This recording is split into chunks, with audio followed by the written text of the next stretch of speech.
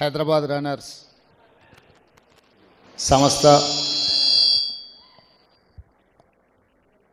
ఈ marathon programme ఏర్పాటు చేసి దాదాపుగా 25,000 మంది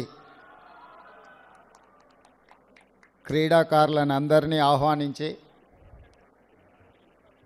వివిధ కేటగిరీస్లో మిమ్మల్ని అందరినీ ప్రోత్సహించి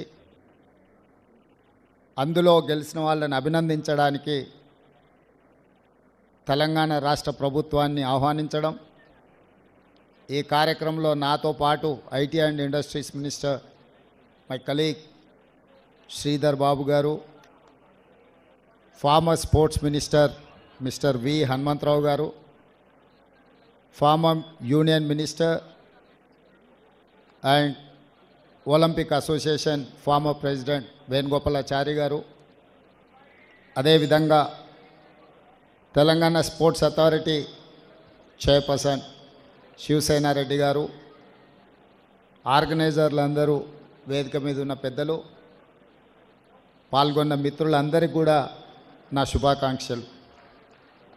ఒకప్పుడు తెలంగాణ రాష్ట్రంలో ముఖ్యంగా ఈ గచ్చిబౌలి ప్రాంతము, ఈ స్టేడియం ఇవన్నీ ఒక స్పోర్ట్స్ హబ్గా తీర్చిదిద్దడానికి 2000 సంవత్సరంలో ఆఫ్రో ఏషియన్ గేమ్స్ కానీ,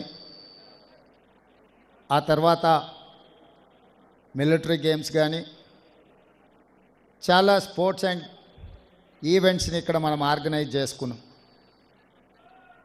అంతర్జాతీయ స్థాయిలో ఖ్యాతి గడించాల్సిన సందర్భంలో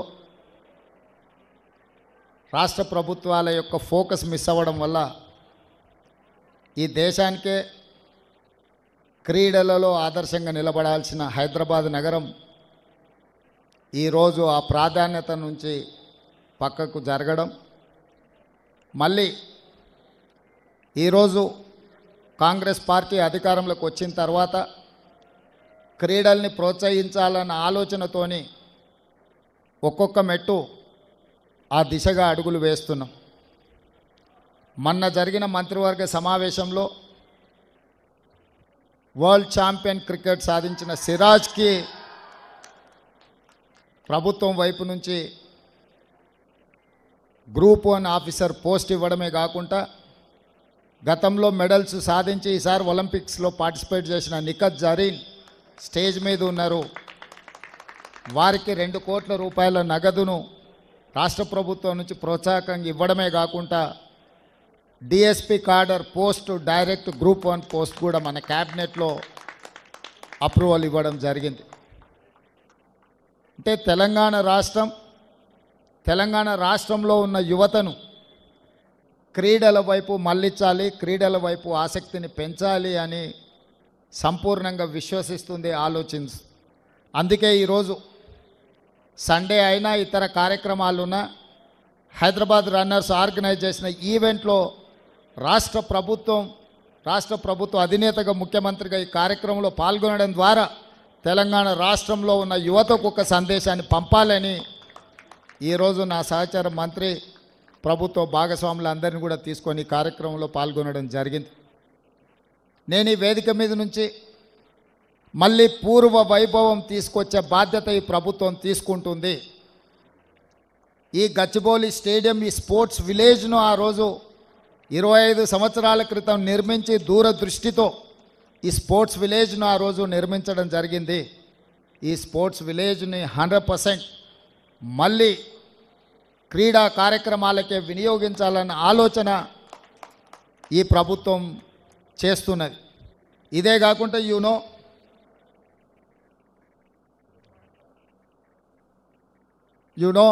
మొన్నటి ఒలింపిక్స్లో మనం అంత గొప్పగా పర్ఫామ్ చేయలేకపోయినాం.